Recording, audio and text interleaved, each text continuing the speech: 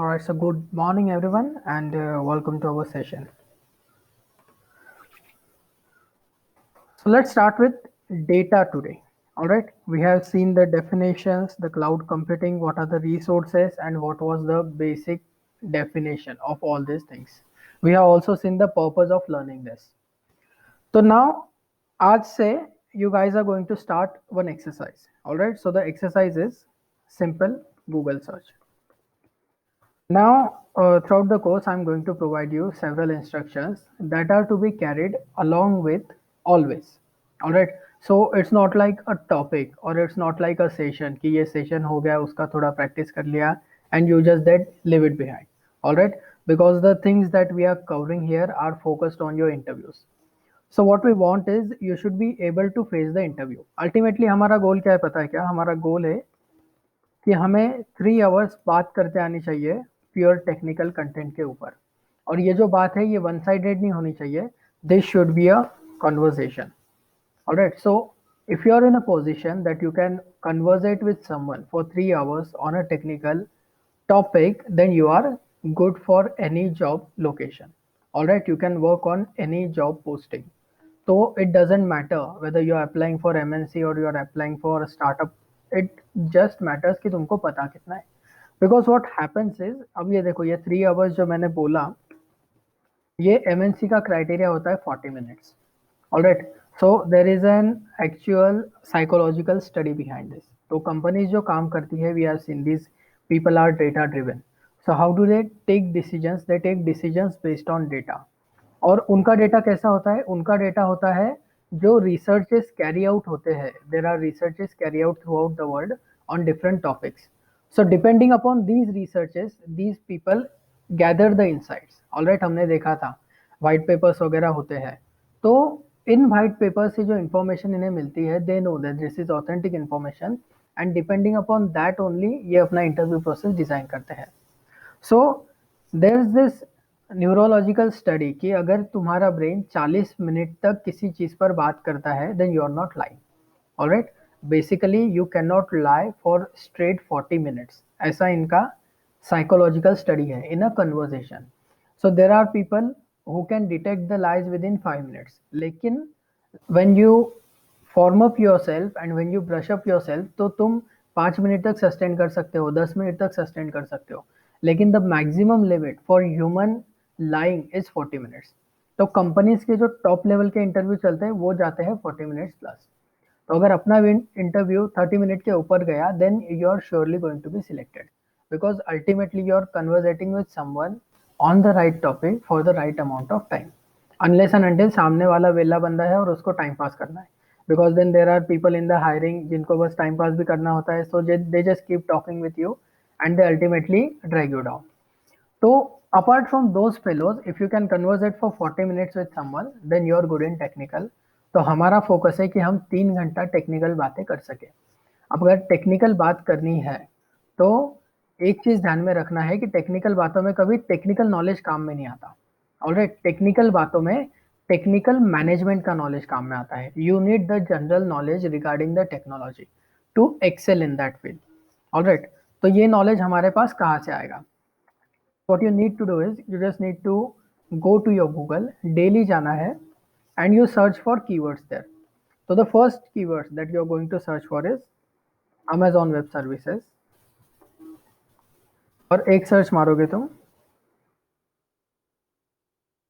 Google Cloud just Google Cloud is enough so you go to News tab और इस news tab में जाने के बाद में नाउ सबको पता है बिजनेस मीडिया और पब्लिक मीडिया का डिफरेंस तो यहाँ पर जो अपलोडर रहेंगे वो बहुत सारे पब्लिक मीडिया तुम्हें मिलेंगे तो do not fall prey to those public medias alright जो भी वेबसाइट हमें चुनना है for knowledge that should be a particular website उस वेबसाइट का कुछ रेपो होना चाहिए सो प्रेफर बिजनेस वेबसाइट्स उसके बाद में जो कोर वेबसाइट्स होती है जो कोर मैगजीन्स वाले होते हैं आर्टिकल वाले होते हैं उनका तुम प्रेफर कर सकते हो so you can read this articles तो इन आर्टिकल को रीड करने का हमारा पर्पस क्या है the basic purpose is you want to have data by your side so if you are into a conversation with someone you should have quality data to talk with him और ये similar चीज apply होती है when you are thinking in terms of the interview because basically when you go for the interview, fresher के level पे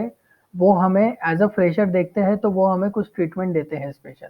but if you are going there and you are aiming for a high salary, तुम अगर बोल रहे हो कि मैं fresher वाला सैलरी नहीं लूंगा, मुझे थोड़ा हाई सैलरी ब्रैकेट चाहिए, या फिर I am an experience person, then you need to aim for that experience goal also. तुम्हें उसी ब्रैकेट में काम भी करना पड़ेगा और उसी ब्रैकेट में कन्वर्जेशन भी करना पड़ेगा। So your conversation brackets need data, और ये डेटा तुम्हें यहाँ से मिलेगा। तो अब शुरू में जब ये चीज़ शुरू करोगे तो समझेगा नहीं कुछ भी। ऑलराइट, ये इतना बड़ा आर्टिकल रहेगा, और अपने को अब तक आर्टिकल पढ़ने की ऐसे आदत नहीं होती। So basically you do not get hold of everything that is written here, but what is important is you should have two things. पहली चीज तो ये होती है कि हर रोज को तुम्हें कुछ ना कुछ तो समझेगा। अब अगर इतना बड़ा आर्टिकल तुमने पढ़ लिया, इसमें अगर कुछ भी नहीं समझा तो एटलीस्ट इतना समझेगा कि भाई एच बैंक जो है वो AWS क्लाउड के साथ कुछ तो कर रहा है। Alright, they are having some agreement. इसका मतलब तुम्हें एक बात समझिए कि भाई एच बैंक जो है वो AWS क्लाउड का इस्तेमाल करती है। Alright, so there is a bank that is using AWS cloud and you know the exact bank. अब तुम इस बैंक के बारे में सर्च करोगे, then you know that it is a global holding company, it is a registered as a business tycoon, it is a multi national company, और उस company को, उस बैंक का जो सपोर्ट है वो किसी क्लाउड कंपनी से मिल रहा है, और तुम्हें वो क्लाउड कंपनी का बैक पता है। Alright, so one thing you get it. 2 minute read करने से एक चीज पता चली। दूसरी चीज जो तुम्हें पता चलेगी और जो सबसे इम्पोर्टेंट है वो है जागन। तो ये जागन कौन सा चाहिए तुम्हें? टेक्निकल मैनेजमेंट का। Alright, so you need this technical management jargon to survive in those interviews. तो ये जागन भी तुम्हें यहाँ से मिलेगा। So ultimately when you go to this website तुम्हें ये सारी चीज़ें मिलती है। अब देखो, ये भी एक्चुअली प्रॉपर नहीं होगा क्योंकि इसके ऊपर भी अच्छे खासे अपने को एड्स दिख रहे हैं। Alright, so avoid this side also. Then Google cloud रहा। देखो यहाँ पर तुम्हें again you are getting a number of websites. तो देखो, AWS का हमने सर्च किया था, हमें इसके अंदर पहले ही पेज के ऊपर भी एक ही प्रॉपर लिंक मिला, उसके अलावा हमें लिंक नहीं मिला। अब यहाँ पर दिया है स्पोर्ट्स प्रो मीडिया, तो अपलोडर स्पोर्ट्स प्रो मीडिया है और वो AWS का बोल रहा है। There is no need to read this article thoroughly. हो सकता है इनका जो न्यूज़ है वो ट्रू हो सकता है कि उसके अंदर बायस्ड ओपिनियन हो। So we don't need to have biased opinion, so we are going to avoid it. अब यहाँ पर आए, यहाँ पर हमें पहले पेज के ऊपर ही ईटी का आर्टिकल मिल रहा है। सो ईटी का article is a qualified source of information, उसे तुम फॉलो कर सकते हो। So you just go there, you read the title. Title से हमें कुछ तो समझता है, Google cloud to aggressively invest in India. चलो ठीक है, इतना तो समझोगे कि गूगल क्लाउड इंडिया में आ रहा है और वो फैल रहा है इंडिया के अंदर। Alright, then you get this figures. क्या हुआ? 10 बिलियन का इन्वेस्टमेंट उन्होंने किया। ऑलराइट, तो एक फिगर मिला तुम्हें, so you know a point two converge it now. और ऐसे पॉइंट्स तुम्हें रोज, अगर मान लो तुम्हें 2 पॉइंट्स मिलते हैं, तुम अ नंबर ऑफ सर्चेस करते हो, तो अभी फिलहाल के लिए तुम्हारे पास Amazon cloud, Amazon web services, then you have Google cloud platform, ऐसा है सर्चेस। आगे जाकर तुम्हारे पास और सर्चेस ऐड होंगे, तो जैसे जैसे हम प्रोग्रेस करने वाले हैं वैसे वैसे you are just going to add searches in there. तो अगर अमेजॉन वेब सर्विसेज का कॉन्सिक्यूटिवली 2 दिन हमें नहीं मिला न्यूज़ दूसरा कोई नया, तो उसे बंद कर देना है, दूसरी जगह से न्यूज़ मिलेंगे। Alright, what this will do is this will keep you up with the current cloud technology। क्योंकि ये बात अभी ट्रू है, ऐसा भी हो सकता है कि कल को जाके हम जो कंसोल देखेंगे S3 का, 3 महीने बाद जब तुम इंटरव्यू को जाओगे ना, हो सकता है वो कंसोल के अंदर अल्टरेशन आए हो। So the console will not change, but there will be small modifications into the console. और इसीलिए ये टेक्नोलॉजी बहुत क्रिटिकल है, क्योंकि तुम ऐसा नहीं बोल सकते कि मैंने 1 साल पहले सीखा था तो आज वो वैलिड है। It is no longer valid. इनके जो ऑफिशियल सर्टिफिकेशन होते हैं ना, उनका भी लाइफ 2 ईयर का होता है। तो 15,000 देके certification you need to do, and then that 15,000 certification is valid for 2 years. So just उसका ये है कि ये किस दिन को चेंजेस करेंगे deploy, that is not decided. तो जब भी इनका टेक्नोलॉजी रेडी होता है ये चेंजेस डिप्लॉय कर देते हैं। इसीलिए तुम्हें वहां पर जाके रोज सर्विसेज सर्च मारनी है। ऑलराइट, नाउ लास्ट वीक में हमने एक चीज कवर की थी कि you need to learn languages. I am sure कि किसी ने कोई लैंग्वेज पिकअप नहीं की है, बट आई वुड से कि make that decision right now. Alright, अगर तुम्हें जर्मन सीखना है, फ्रेंच सीखना है, जापानीज सीखना है, तो वी हैव पीपल। अगर तुम्हें स्पेनिश सीखना है, इट्स कॉल्ड स्पेनियोल। तो इन चारों लैंग्वेज में से अगर कोई सीखनी होगी तो हमें बताना, we can give you a partner. Alright, so you need a study buddy for learning languages. बाकी सब खुद सीख सकते हो लेकिन लैंग्वेजेस नहीं सीख सकते। सो पिकअप अ लैंग्वेज। और अगर इन चारों को छोड़ के कोई लैंग्वेज सीखनी होगी तो मुझे डीएम करो, I am always happy to learn. तो अगर तुम्हें कोई नया लैंग्वेज सीखना है, you want to learn any other language, just let me know, we will learn that new language. लेकिन एक लैंग्वेज सीखो। ऑलराइट, और ये जो चीज़ें हैं, ये चीज़ें बहुत इंपॉर्टेंट है। You do not realize the importance of this things but these are really important. हमें पता है कोई भी चीज़ सीखने के लिए कितना टाइम लग रहा है, 20 आवर्स। वीडियो देखा या नहीं देखा मुझे पता नहीं, but go to that blog and read that video. Alright, read that article, view that video. तो समझेगा कि 20 आवर्स के अंदर you can learn a language. Invest your 1 hour daily. 1 hour भी लगता नहीं एक्चुअली, लैंग्वेज नहीं सीख सकते 1 घंटे तक। 15-20 मिनट ही अपन कैप्चर कर सकते हैं नया इन्फॉर्मेशन लैंग्वेज के regarding. So 15 minutes a day भी दोगे तो 15 मिनट्स के स्लॉट में तुम्हें ये नया लैंग्वेज का जो नॉलेज आएगा that will be really helpful, because it will open an entirely new possibility for you. और अगर तुम एक्सपीरियंस हो, ऑलराइट, तो बिंदास लैंग्वेज सीखो। बिकॉज एक बात ध्यान में रखो, इंडियंस जो है ना वो बहुत झंडे गाड़ के आए। कहाँ पर? ग्लोबल लेवल पर। तो ग्लोबल लेवल पर एक पर्सपेक्टिव बन चुका है इंडियंस का कि इस बंदे को कुछ आता हो या ना आता हो, टेक्निकल इश्यू जरूर रिजॉल्व करेगा। क्योंकि हमारे वहां पर जो फोर फादर्स है वो वहां पर जाकर वैसा कुछ काम करके आए। आज हर एक कंपनी का बड़ा सीईओ इंडियन है, तो उन्हें एक बात पता होती है कि अगर ये इंडियन है तो मेहनत से काम करेगा और टेक्निकल नॉलेज साउंड होगा। So if you are aiming for going abroad तो वो तुम्हारे लिए चीज़ें एक्चुअली ईजी बनाता है। Securing a job abroad is more easier than securing a job in India. क्योंकि यहाँ पे ऊपर देखा था ना, 12 लाख का कंपटीशन है तुम्हारा। और जब यही कंपटीशन को एमबीए वगैरह के साथ मॉडिफाई एम्पलीफाई करोगे तुम, अगर you are a season professional, 2 साल का भी एक्सपीरियंस है, तो अब तुम एमबीए वालों से भी compete कर रहे हो। क्योंकि वो भी मार्केट में आ जाते हैं और उनको भी भाई एमबीए करने के बाद लोगों को 3.5 लाख का सैलरी बड़ा लगता है। Alright, there are actually colleges जो कि 3.5 लाख का सैलरी प्राउडली उनके ब्रोशर पे लिखते हैं एमबीए वाले। सो इट्स नॉट लाइक तुम्हारे कंपटीशन में वो लोग नहीं है, वो भी आ जाते हैं। और अल्टीमेटली क्या होता है, आधे इंजीनियर जाके एमबीए कर रहे, so they are coming into your competition.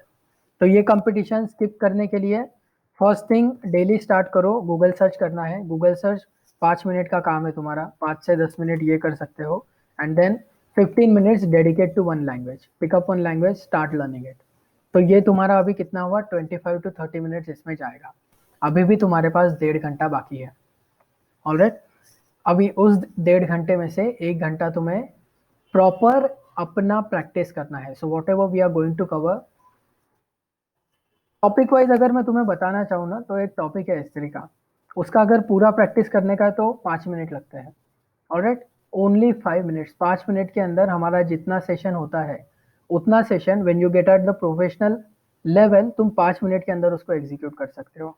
तो चलो शुरू में 5 नहीं 15 मिनट लगेंगे, उससे ज़्यादा नहीं लगता। अगर EC2 का एग्जाम्पल लोगे, EC2 के अंदर 20 मिनट लगते हैं पूरी प्रोसेस करने को, provided that you do it as we have directed, और उसको समझ के करते हो। ऑलराइट, कॉपी करोगे तो कैसा है, 1 घंटे का वीडियो, अगर वीडियो के अंदर पूरा एक्सप्लेनेशन 1 घंटे का देखोगे और उसको करते बैठोगे तो 1 घंटा लगेगा। पहले वीडियो देखो, उसमें से पॉइंट्स निकालो जिसके, and then do the practice.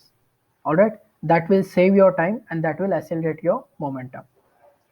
तो उस टेक्निकल के साथ में ये चीज़ें तुम्हारे लिए बहुत इंपॉर्टेंट है। और ये चीज़ें इंपॉर्टेंट क्यों है? There is a study by Carnegie institute. तो ये स्टडी प्रेडिक्ट करता है कि 85% of the success that you get is due to your interpersonal skills, और सिर्फ 15% होता है जो टेक्निकल से आता है।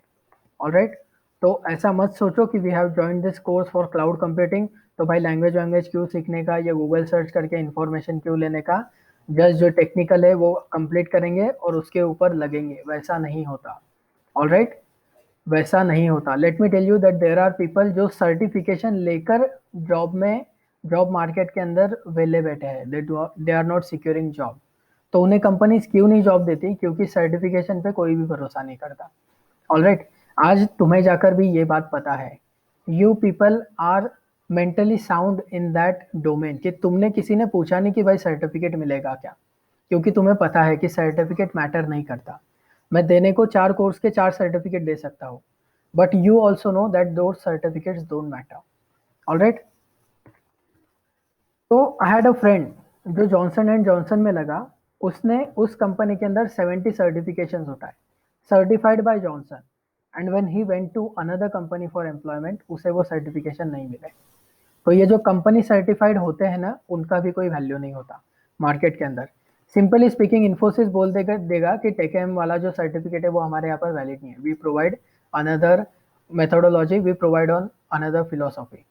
खत्म। एसेंचर वाला बोल देगा इन्फोसिस नहीं चलता, इन्फोसिस वाला बोल देगा एसेंचर नहीं चलता। So you have a bridge. तो कंपनी के अंदर जाके the first thing that you are going to do is secure global certifications. Global certifications कैसे होते हैं? AWS CSA, this is a global certification, AWS Certified Solutions Architect Associate, so it is CSAA AWS का। ये basic level का exam है, इसका price भी आएगा तुम्हारा 13,000 के आसपास। तो अपने को ये एग्जाम का पूरा नॉलेज लेना है, लेकिन एग्जाम नहीं देना है।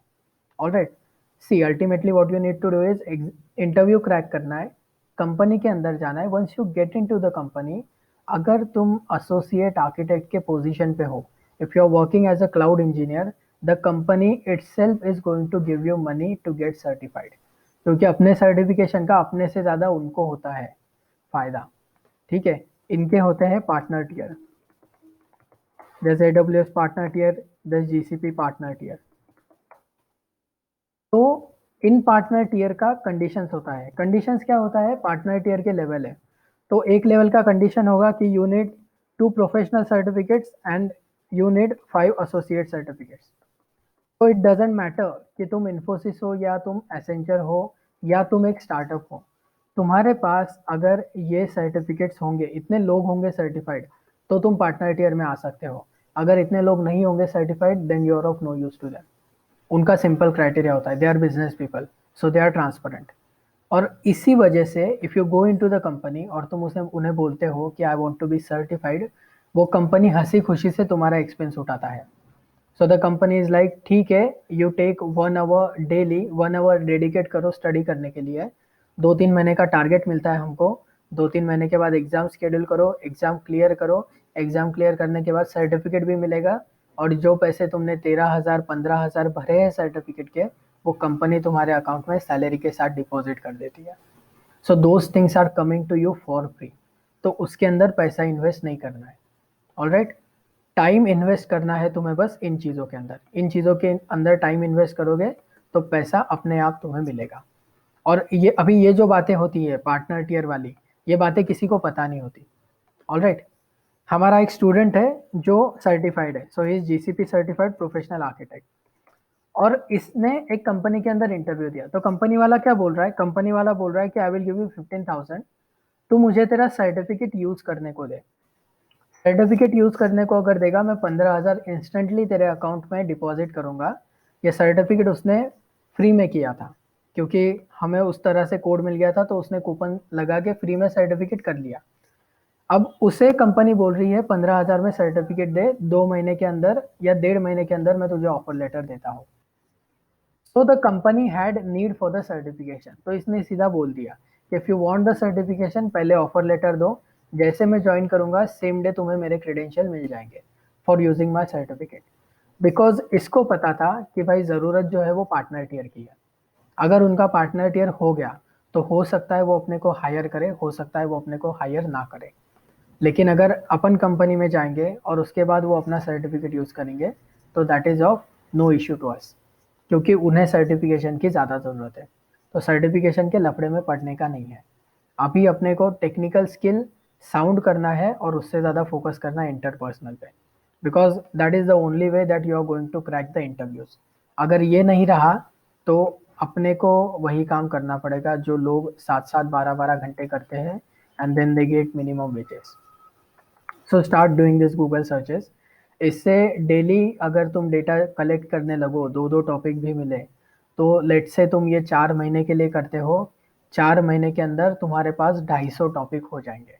250 टॉपिक का मतलब है कि तुम एक साथ 25 बंदों के साथ दिमाग लगा सकते हो। तो इंटरव्यू पैनल में कितने आते हैं? 2 आते हैं, 4 आते हैं, 5 आते हैं। वो 5 की जगह 25 भी आ गए और हर बंदे के साथ 10-10 पॉइंट भी डिस्ट्रीब्यूट किए, then also you will be fail them.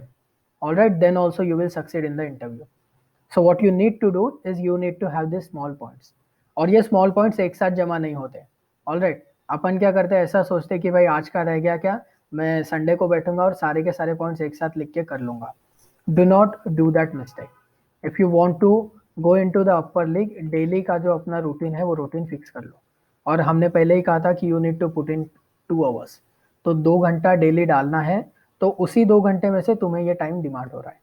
Alright, वो ये 2 घंटे छोड़ के टाइम नहीं है। 15 मिनट, 40 मिनट जो तुम्हें बोले जा रहे हैं, सब 2 घंटे के अंदर हो जाएगा। हमें तो ऐसा फिर बोल के देखना भी मत कि 2 घंटे के अंदर मेरा नहीं हो रहा। Alright, and I understand that all of you might be having your personal issues. हर एक का कुछ ना कुछ इशू होता है। Alright, you are grown up adults, you have your own life, you have your own issues. So you are suppose to sort those issues yourself. तो मैं ऐसा नहीं बोल रहा कि तुम अपने इश्यूज है तो तुम अपने इश्यूज मेरे साथ शेयर मत करो। If you are having some grave issues, तुम्हें अगर कोई लगता है कि ये issue I should share with someone, you can talk with someone from our department. तुम कोऑर्डिनेटर के साथ बात कर सकते हो। You can talk with me also. So if you so if you want to conversate with someone, you can conversate with us. But the point is just get the things cleared out, और इस चीज के ऊपर impact नहीं पड़ने देना है। ठीक है, देखो अर्जुन रेड्डी जैसा रहने का। बाकी लाइफ में पर्सनल इशू जो है वो पर्सनल की जगह है, लेकिन प्रोफेशनल इशू क्लियर्ड आउट होना चाहिए। Alright, the one thing that you should learn from that guys, उसका सर्जरी कभी फेल नहीं हुआ। तो तुम भी उसी लेवल पर चलो। ऑलराइट, छोटे छोटे इशू में अपने को फेल नहीं करने का है। छोटे छोटे इशू में अगर तुम डगमगा जाओगे तो वैसा होगा नहीं। तो मेक योर मेंटेलिटी स्ट्रॉन्गर और मेक योर मेंटेलिटी पॉजिटिव। तो अपने को और एक पॉइंट जो देखने का है वो देखने का है ओपन सोर्स। ऑलराइट, एंड ये जो सारे पॉइंट है ना, ये सारे इंटरव्यू पॉइंट है। तो अगर तुम्हें लगता होगा कि business media, public media, enterprise ये काम में नहीं आएगा, remember that you can code this points into the interview itself. तुम इंटरव्यू में जाकर भी इन चीज़ों को कोट कर सकते हो। You can go there and you can directly conversate with someone कि भाई मैंने ऐसा ऐसा न्यूज़ पढ़ा था। और न्यूज़ के अंदर देखो, जैसा इंटरव्यूअर गलत सवाल पूछता है ना, वैसा तुम भी उसको गलत गलत इन्फॉर्मेशन दे सकते हो। अगर वो तुम्हें सवाल पूछ के बोल सकता है कि भाई मैंने, ऐसा तो होता ही नहीं है, मैंने गलत सवाल पूछा, तो वैसा तुम भी उसे बोल सकते हो कि भाई तूने जो सवाल पूछा ना वो गलत न्यूज़ आई थी, तूने पब्लिक मीडिया पढ़ा, मैं तेरे को बिजनेस मीडिया का न्यूज़ बताता हूँ। सो गेट दिस कंसेप्ट क्लियर, और ये कंसेप्ट बहुत लॉन्ग रन में काम में आने वाले। Accordingly the next concept is open source और एंटरप्राइज। तो अब ये जो कंसेप्ट है, ये कंसेप्ट ग्लोबली पॉपुलेटेड है and it works in everything that you have in your surrounding.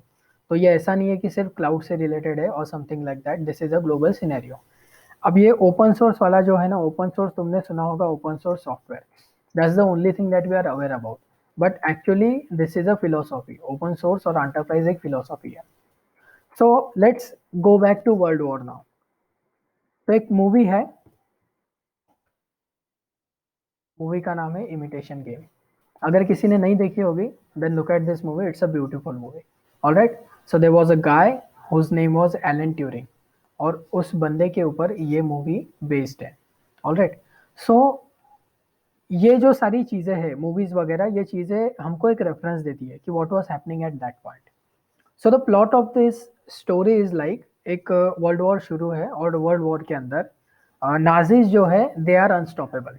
Alright, and then America is with the allied forces who are trying to stop Nazis from destroying the world. तो इनके इस effort में क्या होता है कि basically if you look at the map, America और Europe continent के अंदर सी है। सो अमेरिका से वहां जाने के लिए these people needed ships. Alright, air ships and regular ships. तो इन्हें दोनों चीज की जरूरत थी। लेकिन प्रॉब्लम ये था कि एयरशिप से you can not carry out large cargo. और जो शिप्स होते थे, इन शिप को जर्मन्स ने क्या किया, सबमरीन्स डिप्लॉय किए। तो ये सबमरीन्स इनके शिप्स को डिस्ट्रॉय कर रहे थे। और इन सबमरीन्स का जो लोकेशन है वो ट्रैक करना was impossible.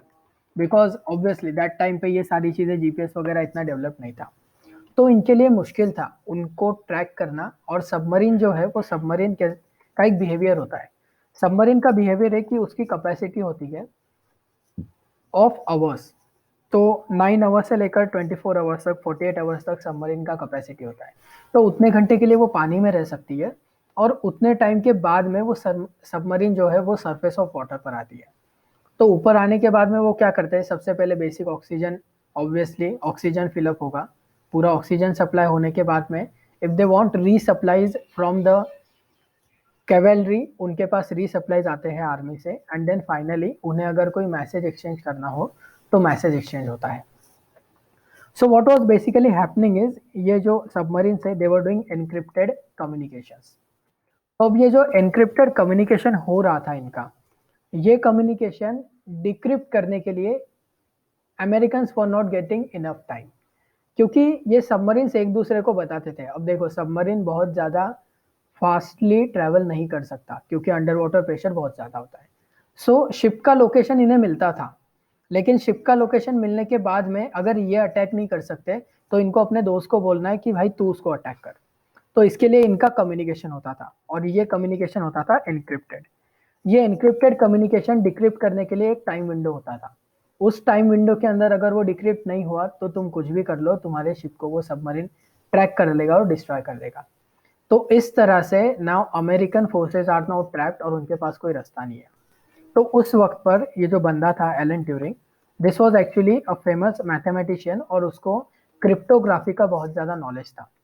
What does cryptography means, अगर किसी को क्रिप्टोग्राफी नहीं पता तो just for your knowledge let's say कि हम एक कोडिंग डेवलप करते हैं। कोडिंग के अंदर ऐसा है कि हम ए को कंसिडर करेंगे के, हम बी को कंसिडर करेंगे L, and so on and so fourth. तो हमने क्या किया, एक पैटर्न बनाया और इस पैटर्न के अकॉर्डिंगली हम टाइप करेंगे।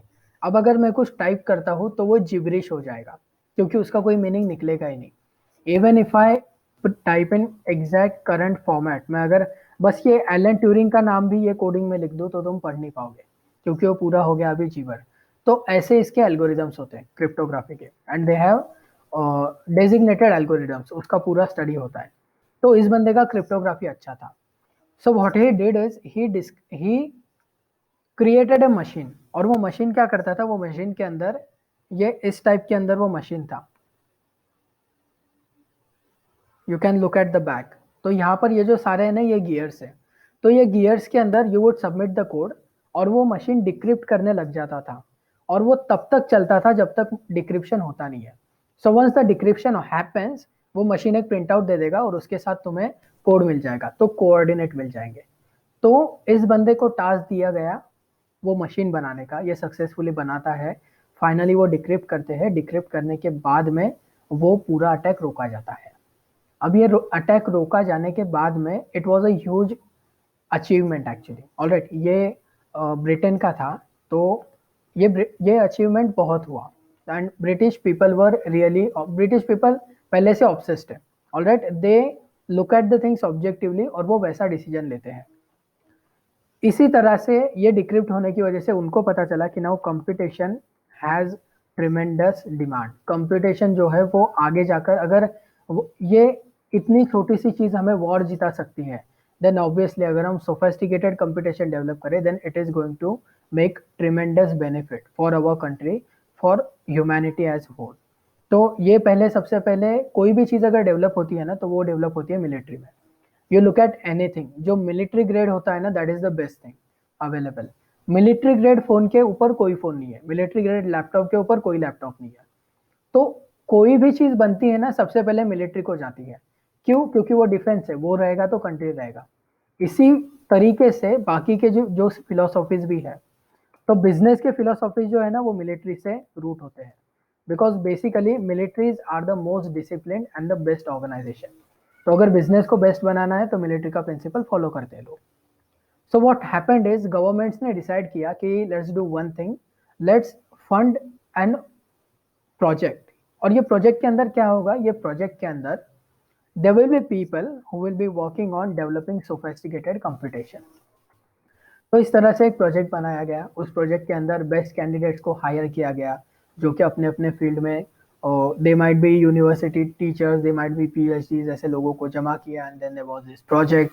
सो इस प्रोजेक्ट के बाद में there was operating system develop, एक कर्नेल बना, और उसके बाद में प्रॉब्लम शुरू हुआ। तो जब ये चीज बना उसके बाद में लोगों ने काम किया था गवर्नमेंट के लिए, so they were happy to give this thing to the government, so they happily give it to the government. But the problem was government को देने के बाद में कुछ लोग थे हु सेड कि अब गवर्नमेंट का काम हो चुका है तो हम इसका थोड़ा सा हिस्सा बिजनेस के लिए यूज करते हैं। तो बिजनेस के लिए यूज करते मतलब क्या करेंगे, they will sell the product. और इसी के साथ में एक दूसरे लोगों का ग्रुप बना जो बोल रहे थे कि you should give it for free. Free क्यों बोला इन्होंने, क्योंकि इनका थिंकिंग सिंपल था कि मनी जो आया वो किससे आया, टैक्स पेयर से आया। अगर टैक्स वाले का पैसा यूज करके हम इस चीज को बना रहे then obviously we should give it to free to the people. तो ये जो फ्री वाले थे इनका एक ग्रुप हुआ, और ये जो सेलिंग वाले थे इनका एक ग्रुप हुआ। तो सेलिंग वाले फ्री वालों को ऑब्वियसली बोलेंगे नहीं, क्योंकि पैसा थोड़ी बिजनेस वाले छोड़ेंगे। तो बेसिक क्या हुआ, फ्री वाले भी होशियार थे, फ्री वालों ने अपना एक ऑर्गेनाइजेशन बना लिया, ऑर्गेनाइजेशन का नाम था नूम। और इस ऑर्गेनाइजेशन ने क्या किया, इस ऑर्गेनाइजेशन ने लॉसूट फाइल कर दिया। लॉसूट फाइल कर दिया किसके ऊपर, जो सेल करने वाले थे उनके ऊपर। तो अब क्या हुआ, वो मैटर हो गया स्टक, क्योंकि ये होशियार लोग थे, जो मैटर कोर्ट में जाता है उसके ऊपर स्टे आ जाता है। तो स्टे आ गया, बिजनेस भी बंद हो गया। तो रेजोल्यूशन तो तुरंत होने वाला नहीं है, लेकिन इनका बिजनेस बंद हो गया। तो बिजनेस वाले भी होशियार होते हैं, सो व्हाट बिजनेस वाले do is they come to agreement. तो finally there was an agreement setup. Agreement के अंदर जो चीजें डिसाइड हुई वो ऐसी थी। तो if you are open source you can give everyone free. तुम ओपन सोर्स हो, तुम अपना सिस्टम बनाओ, अपने ऑपरेटिंग बनाओ, सबको फ्री में दे दो, कोई तुम्हें कुछ नहीं बोलेगा।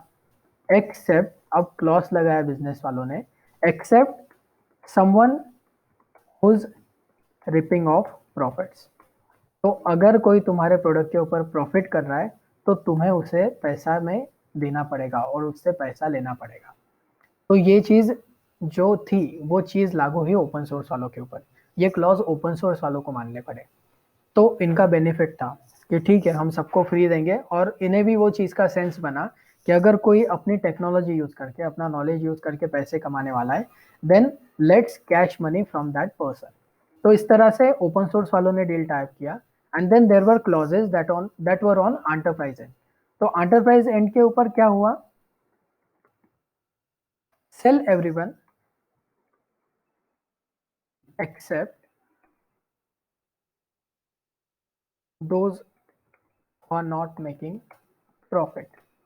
अब इन्होंने उल्टा क्लॉज रख दिया, उन्हीं का क्लॉज उन्हीं के ऊपर इन्होंने लागू कर दिया। सो दे सेड कि ठीक है तुम सबको सेल करो, लेकिन अगर किसी को वो चीज प्रॉफिट के लिए नहीं चाहिए, सिर्फ एजुकेशन के लिए चाहिए, सिर्फ डेवलपमेंट के लिए चाहिए, then you need to give that thing for free to the particular person. इस लॉजिक के अकॉर्डिंग अगर तुम्हें विंडोज चाहिए तो तुम्हें फ्री में मिल सकता है, because you are a student. Unless you are a student and you want to study Windows, तुम्हें वो फ्री में मिलेगा। लेकिन हमको ये चीज़ पता नहीं है। हमारे कॉलेजेस के अंदर, हमारे स्कूल्स के अंदर एक्चुअली जो सिस्टम्स आते हैं those are available for free. Colleges के अंदर दे आर पेड, लेकिन स्कूल्स के अंदर they are free. Government colleges के अंदर again they get money huge discount. तो इसका मतलब क्या हुआ कि एंटरप्राइज और ये ओपन सोर्स वाला टर्मिनोलॉजी हर जगह में चल रहा है। तो अब हम क्या यूज करें, whether we should go for open source और we should go for enterprise. तो बेसिक चीज़ है कि अगर हमें कुछ यूज करना है तो एक बार ओपन सोर्स यूज करके देखना है, क्योंकि ओपन सोर्स के अंदर पावर है। पावर क्यों है, क्योंकि इनके पास है कम्युनिटी और इनके पास है सपोर्ट। तो अब ओपन सोर्स और एंटरप्राइज का एग्जांपल देखोगे तो जल्दी समझेगा।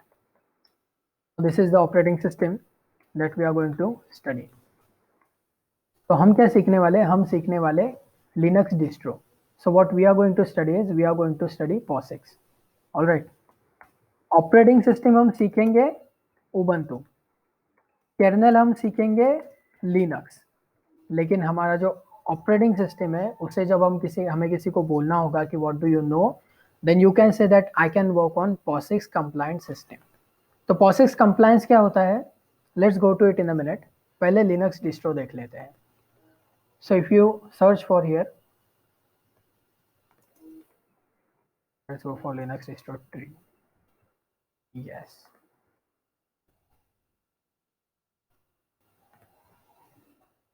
तो ये इमेज के अंदर जो तुम्हें ये लाइंस दिख रही है ना, this each line signifies a split from the original GNU Linux. Alright. So there was a guy who was supporting open source. तो इनके अंदर उस बंदे का नाम था लाइनस टोरवाल्ड्स. और इन्होंने जो ओएस बनाई थी, इन्होंने जो कर्नेल बनाया था उसका नाम था पहले यूनिक्स. ऑलराइट. सो अर्लियर सबसे पहले जो ओपन सोर्स बना वो यूनिक्स था. ये यूनिक्स बना था नोम ऑर्गेनाइजेशन से, ये वाला. और लाइनस टॉरवाल्ड्स ने क्या किया, उसने ये यूनिक्स को लेकर एक वर्जन बनाया ऑपरेटिंग सिस्टम का जिसको बोला जाता है Linux. So it's Linus plus Unix. तो ये जो लिनक्स है ये एक कर्नेल बना, और इस कर्नेल को इन्होंने क्या रखा, ओपन सोर्स. तो अब कम्युनिटी का पावर अपने को यहाँ पे पता चलता है. विंडोज तुम्हारा एंटरप्राइज है, विंडोज के कितने वर्जन है, और ये लिनक्स डिस्ट्रो ओपन सोर्स है, इसके कितने वर्जन है. तो जो लोग फ्री में बोलते हैं ना वो ज्यादा आगे जाते हैं. This is for free now. और ये फ्री में होने की वजह से इनका सिंपल गेम होता है. सिंपल गेम क्या है, ये लोग एक मैसेज डाल देंगे ग्लोबल ग्रुप के ऊपर. मैसेज क्या होगा, मैसेज होगा XYZ बंदे से कि I am going to create a new operating system, if anyone wants to join me just ping me. बात खत्म. तो उसने बोल दिया. अब उस शुरुआत को उसको 2-4 लोग मिल गए. ये क्या करेगा, 2-4 लोगों के साथ में कोड बनाएगा और उस कोड को एक जगह पर स्टोर कर देगा ग्लोबली. और वो कोड पूरी दुनिया देख सकती है क्योंकि वो फ्री है. He does not need to fear. तो वो क्या बोलेगा, इस कोड को रखो, इस कोड के ऊपर जो भी कंट्रीब्यूशन करना है वो करो और इसको फ्री में यूज करो. अब क्या होगा, तुम्हें फ्री में कोड मिला है, तुम जाओगे 2-4 लाइन ऐड करोगे, 2-4 लाइन ऐड करोगे. 50,000 लोगों ने भी अगर 2-4 लाइन ऐड किया तो उस बंदे का लाखों लाइन का कोड फ्री में बन रहा है. और ऐसे ही कर करके ये ऑपरेटिंग सिस्टम्स पूरे डेवलप हुए. सो ये है लिनक्स डिस्ट्रीब्यूशन का टाइमलाइन. और इस टाइमलाइन के ऊपर यू कैन सी ये 2007 तक का है. और 2007 तक इनके इतने सारे अलग अलग ऑपरेटिंग सिस्टम है. ऑलराइट. ये वर्जन्स नहीं है, these are separate operating systems, these are not versions. तो इतने सारे ऑपरेटिंग सिस्टम हम स्टडी कर सकते हैं, but the one that we are going to study is Ubuntu. तो हम लिनक्स डिस्ट्रो के अंदर जो सबसे पहला स्टडी करने वाले हैं वो हमारा स्टडी होगा उबंटू का. So why are we picking up Ubuntu? Ubuntu is the most popular data center operating system. तो डेटा सेंटर के अंदर जो यूज होता है वो अपने को सीखने का है, तो वो है उबंटू. और अगर उबंटू सीखे तो अब पॉसिक्स का मतलब समझा देता हूँ. पॉसिक्स का मतलब क्या होता है, इसके अंदर बेसिकली कमांड्स होती है. तो कमांड्स तुम्हें पता चलेंगी क्या है. एक बस एग्जांपल देता हूँ.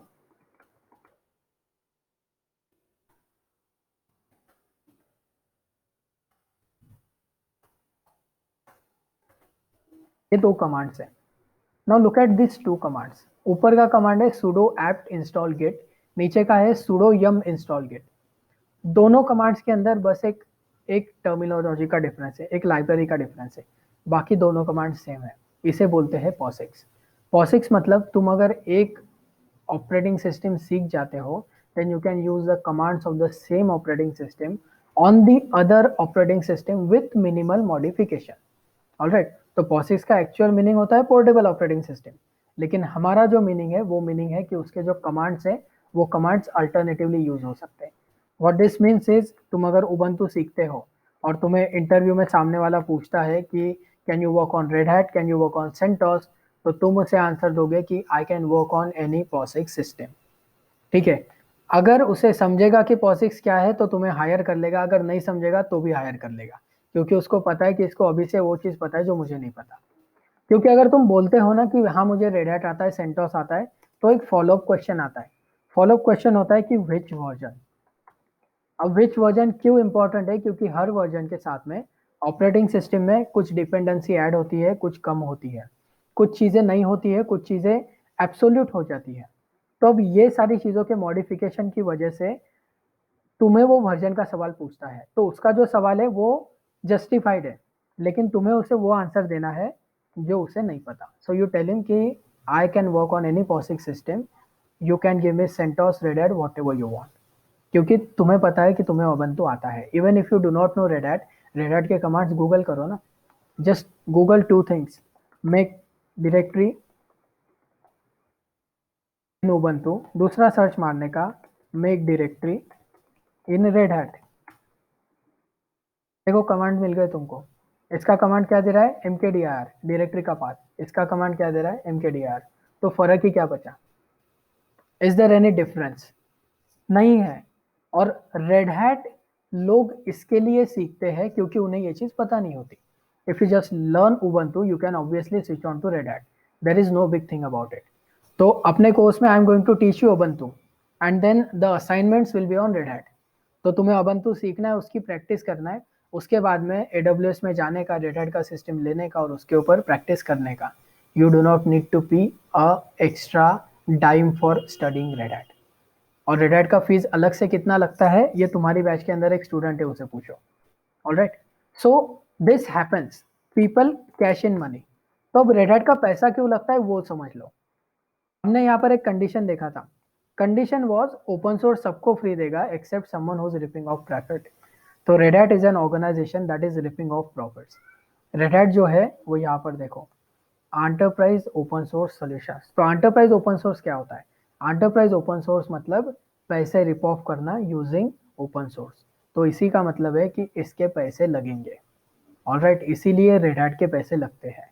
और अगर कोई रेड हैट सर्टिफाइड है तो उसको आईटी की दुनिया में तोप भी माना जाता है, क्योंकि उसे बहुत कुछ आता है ऐसा समझा जाता है। लेकिन अपने को red Hat certification right away लेने की जरूरत नहीं। अपना फिलोसॉफी सिंपल है, पहले कंपनी के अंदर जाने का, then use their money and then get certified. तो इनके सर्टिफिकेशंस होते हैं, you can search for Red Hat certificates, certifications. तो रेड हैट सर्टिफिकेशन के अंदर देखो शुरू में ही कोर्स चालू हो गए, राइट। सर्टिफिकेट आया नहीं कि लोग पहले ही कोर्स ऊपर ऐड डाल देते हैं। तो ये रेड हैट के सर्टिफिकेशंस होते हैं and people get Red Hat certified to get employed as administrators. अब ये लोग जो एम्प्लॉय होते हैं ना, वो क्या होते हैं, देखो शुरू हो गया एडमिनिस्ट्रेटर, सबसे पहला सर्टिफिकेशन पहला ही दिखा हमको। तो इन सब के अंदर अब ये सारे जब एक्चुअल जॉब में लगेंगे ना तो सबका पोजीशन एडमिनिस्ट्रेटर ही होगा, भले ही सर्टिफिकेट्स के नाम अलग है। ये सर्टिफिकेट अल्टीमेटली तुम्हें जिस जॉब पोजीशन पर लीड करता है, that job position is administrator. और हम भी उसी कदार पर है। So what you need to do is, ये ओपन सोर्स अपने को मास्टर करना है। और ओपन सोर्स के अंदर अपने को क्या सीखने का है, Ubuntu. Now the question is, AWS का अगर डेटा सेंटर देखोगे तो उसके अंदर विंडोज भी अवेलेबल है, then why should you study Ubuntu. If you go for a scientific OS, एक ही साइंटिफिक ऑपरेटिंग सिस्टम है, वो है Linux. Alright, so scientific Linux is also as an enterprise Linux version. Alright, तो इसके भी पैसे लगते हैं। लेकिन बेसिक पॉइंट क्या है कि लिनक्स तुम्हारा ओपन सोर्स जो है वो फर्मी नेशनल एक्सेलरेटर लैबोरेटरी में काम करता है। अब ये पता नहीं है किसी को तो इसको सर्च कर लेना कि फर्मी नेशनल एक्सेलरेटर क्या है। ऑलराइट, सो ये ऑपरेटिंग सिस्टम अगर उस जगह पर काम कर सकता है, then obviously this operating system can work anywhere.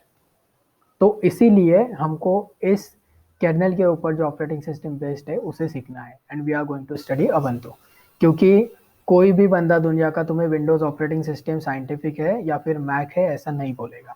Alright, Mac is definitely better than Windows, लेकिन still if you want to study data center technology you need to have Ubuntu on your side. Alright, तो Ubuntu we are going to study and then into ubuntu we are going to study a certain number of commands. Alright, ये free है, free है तो इसका study भी free है, लेकिन इसका स्टडी बहुत ज़्यादा है तो वो बहुत ज़्यादा हमको कवर करना नहीं है।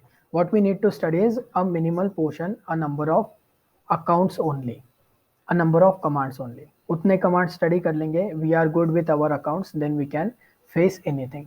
क्योंकि अल्टीमेटली अगर कोई नई कमांड पता चलती है तो उबंटू का मैनुअल होता है ऑपरेटिंग सिस्टम के अंदर और उसे हम लेवरेज कर सकते हैं, we can use that manual. तो हमें कोई भी चीज़ का पता चल जाता है।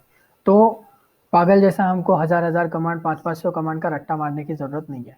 Just need to know basis के ऊपर काम करना। Alright, because companies work on need to know basis. Need to know क्या होता है, तुम कंपनी में काम करते हो लेकिन कंपनी के अफेयर्स तुम्हें पता होते हैं क्या? कंपनी के अफेयर्स छोड़ो, अपना सीनियर क्या कर रहा है, मैनेजर, वो भी अपने को पता नहीं होता। ये क्यों नहीं पता होगा? Because everything into the company is on need to know basis. अगर तुम्हें ज़रूरत है वो जानने की तो ही कंपनी तुम्हें बताती है, नहीं तो कंपनी तुम्हें अंधेरे में रखेगी और तुमसे बहुत सारा काम करवा लेगी।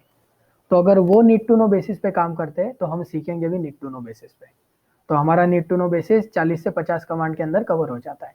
तो 40-50 कमांड सीख लेने का अबंतु का, छाती ठोक के किसी को भी बोलने का कि I know Ubuntu. Alright, there is nothing to worry about in it. So now the next thing that you are going to do, एक तो वो गूगल सर्च वाला हुआ और अब अपने को बनाने का है अकाउंट। तो अकाउंट बनाने के लिए you need to go to console.aws.amazon.com. When you go to this site, then you will get this UI. तो तुम्हें अपने पास अभी यूज़र नहीं है, so we are going to create new AWS account. अब ये एक्चुअली तुम लोग खुद ब खुद कर सकते हो, लेकिन बैचेस में लोग बोलते ही हैं कि AWS अकाउंट कैसे बनाना है, हमें वो भी सिखाओ। तो अब क्या कर सकते हैं, लोगों को सीखना है तो कुछ तो सिखाना पड़ेगा अपने को, उनको वो भी। Let's say email ID put up करना है यहाँ पर, aws@gmail.com समथिंग डाल दिया,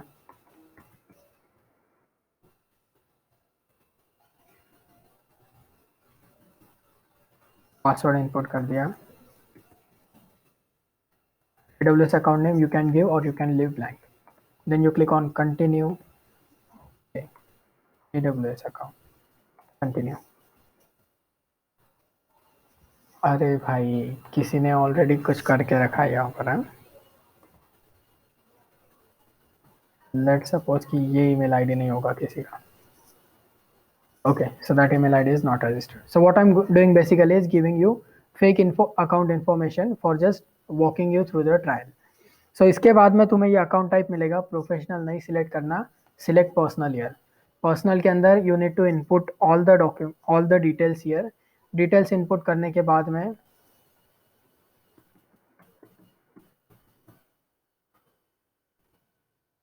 और पेज आता है तुम्हें। तो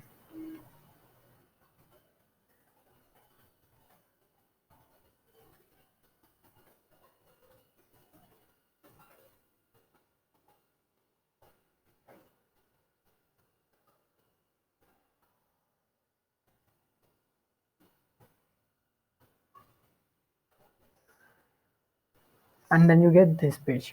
तो इस पेज के ऊपर तुम्हें पैन सिलेक्ट नहीं करना है। Alright, do you have a pan, इसके अंदर नो सिलेक्ट करना है। रिमेंबर दिस, इस सेटिंग के लिए ही फेक इन्फॉर्मेशन डालते डालते यहाँ तक आया हूँ मैं। सो क्रेडिट कार्ड यहाँ पर लिखा है, but you do not need credit card. Debit cards are good, debit card के ऊपर रजिस्ट्रेशन हो जाता है। रजिस्ट्रेशन का फी 2 रुपये है जो तुम्हें रिफंड होगा। ऑलराइट, यहाँ पर लिखा है। We are using business terminology, तो यहाँ पर सब ट्रांसपेरेंट होता है। देखो 2 रुपये वो चार्ज करेंगे और वो 2 रुपये तुम्हें रिफंड हो जाएंगे एक बार तुम्हारा अकाउंट वैलिडेट हो जाता है। तो कोई कोई लोग होते हैं जिनका सिंगल अटेम्प्ट में वैलिडेट नहीं होता। मेरे खुद के 12 रुपये लग गए थे फर्स्ट अटेम्प्ट में। तो मैंने 6 अटेम्प्ट मारे थे, तब जाके 6वें अटेम्प्ट में वो सक्सेसफुल हुआ। 12 रुपये डिडक्ट हुए आफ्टर द रिफंड, 12 वेरिफिकेशन, 12 रुपये रिफंड भी हो गए। सो डू नॉट वरी, 2-2 रुपये करके अपने 25 अटेम्प्ट भी किए तो भी 50 रुपये जाएंगे। तो उसका टेंशन लेने का नहीं, और उसको वक्त भी देना थोड़ा। ऑलराइट, ये अकाउंट क्रिएट होने को 24 घंटे तक लग सकते हैं अपने को, तो उनके वैलिडेशन को you need to be patient. तो ये कंप्लीट करना है प्रोसीजर, अपना नाम वगैरह डिटेल्स देंगे, उसके बाद में your card will be added. और once your card is added, तुम्हें अपने कंसोल पर जाने को मिलेगा। तो when you go to your console,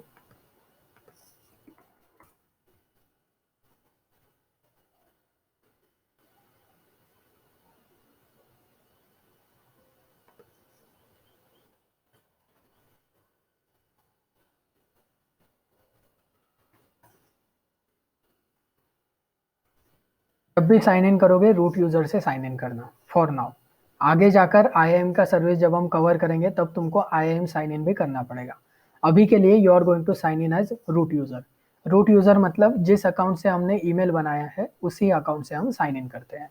alright, so what it basically does is it gives you access to this AWS management console.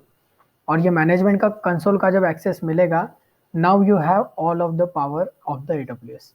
ये सारी सर्विसेज हमारे एक्सपोजर के ऊपर है, and this is more power than you will ever have into the company. Until and unless तुम 22 लाख के ऊपर as a solutions architect काम कर रहे हो, तुम्हें पूरे कंसोल का एक्सेस नहीं मिलता। ऑलराइट, जिस बंदे को ये पूरे कंसोल का एक्सेस होता है कंपनी में, उसका डेजिग्नेशन होता है सॉल्यूशंस आर्किटेक्ट, और उसकी सैलरी होगी 22 lakhs। Alright, in India, abroad की बात नहीं है। तो इसके अकॉर्डिंगली अपन ने कैलकुलेट करना कि अपन अगर 10 लाख के ऊपर काम कर रहे हैं, 8 लाख के ऊपर काम कर रहे हैं, तो अपने को कितना एक्सेस मिलेगा। Alright, but definitely we are going to have more access than the ground level people. हम फ्रेशर से ज़्यादा ही एक्सेस ग्रांट करवा लेंगे खुद को, 2-3 सर्विसेज के ऊपर हम खेलेंगे नहीं। So basically we are going to study this console. ये कंसोल तुम्हें अवेलेबल होगा।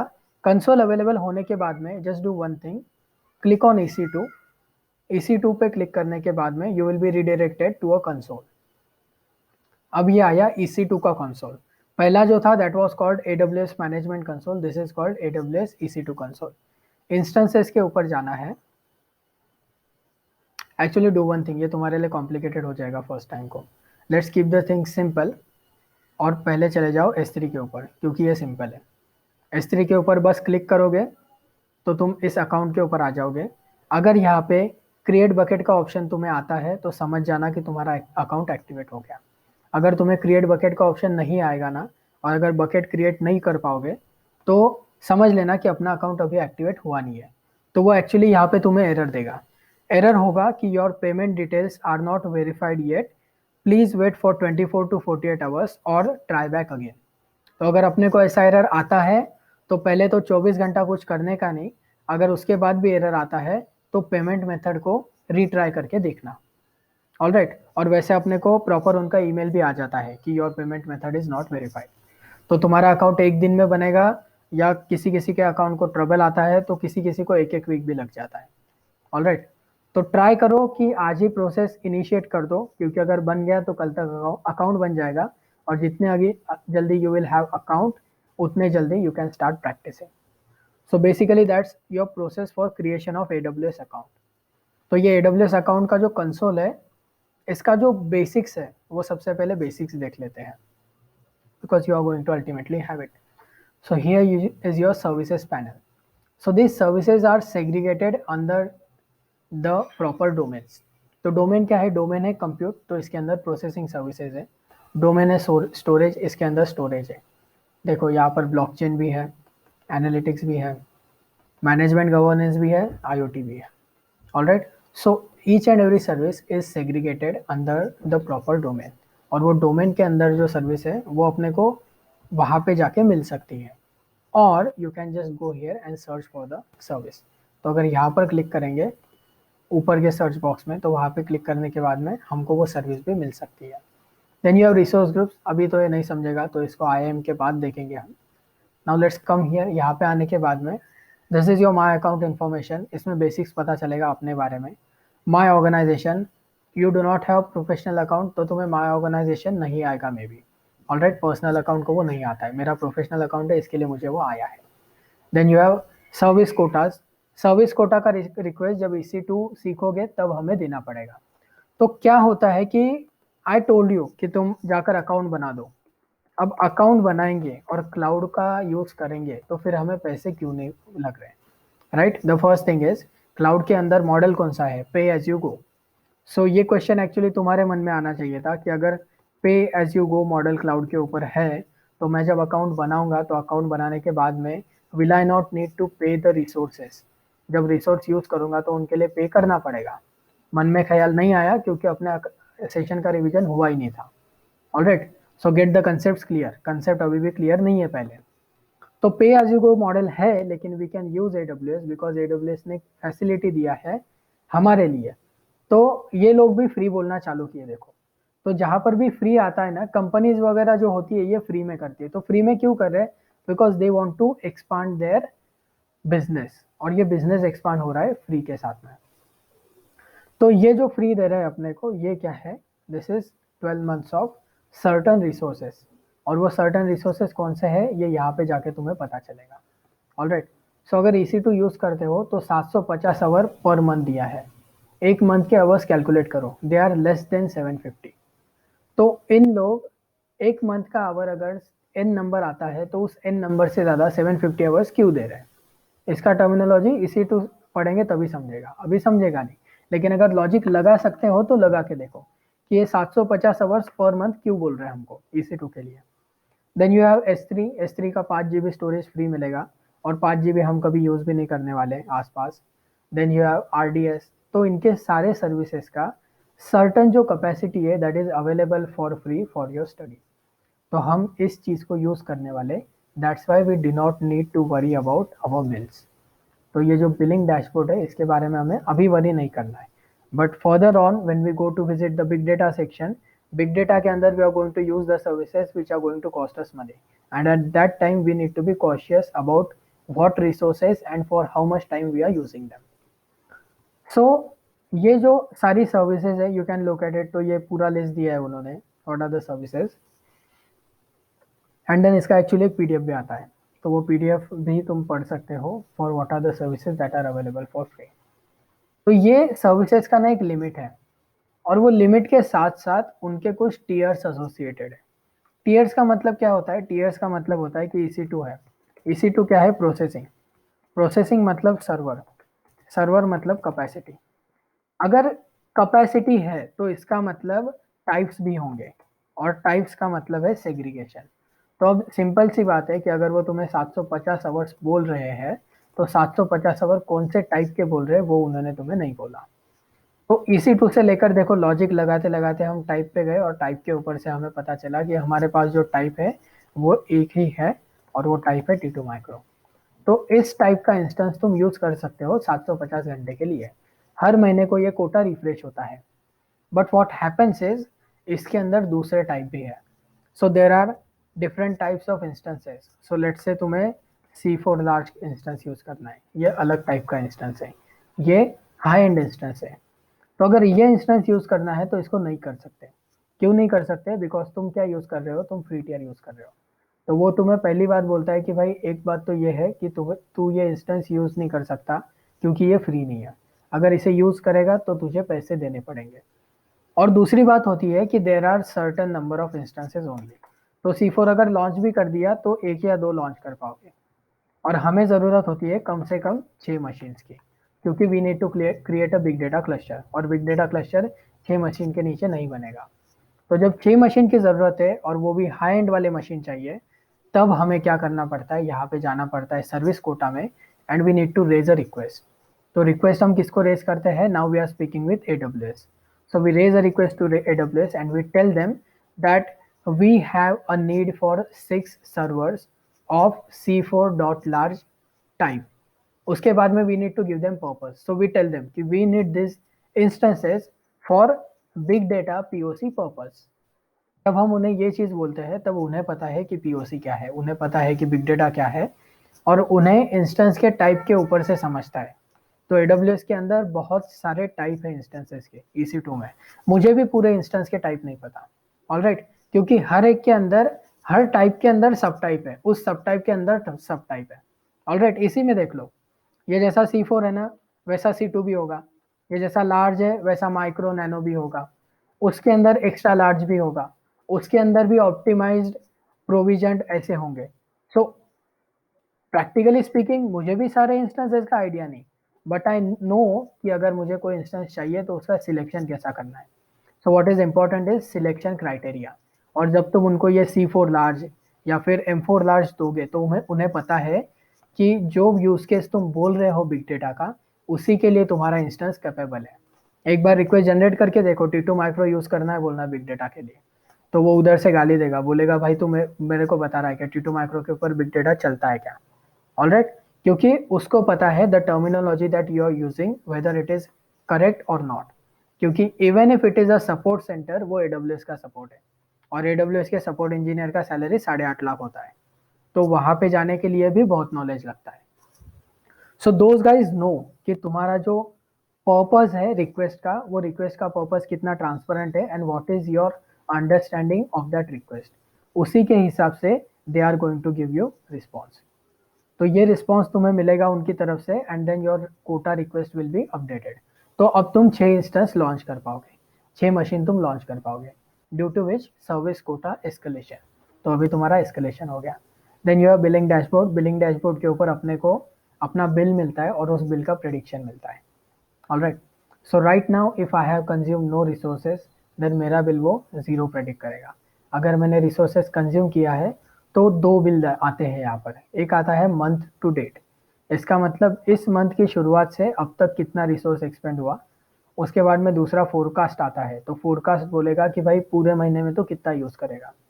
सो लेट्स से मैंने अगर 6 इंस्टेंस लॉन्च करके छोड़ दिए और वो कंजम्पशन कर रहे एट एवरी आवर, तो ये मुझे मंथ टू डेट में बोलेगा कि भाई 50 आवर्स के लिए your instances have been running along, so what you need to do is you need to pay $3, and then it will tell me कि अगर यही इंस्टेंसेस पूरे महीने के लिए रन हुए then your bill will be $10। So it will also give me a forecast.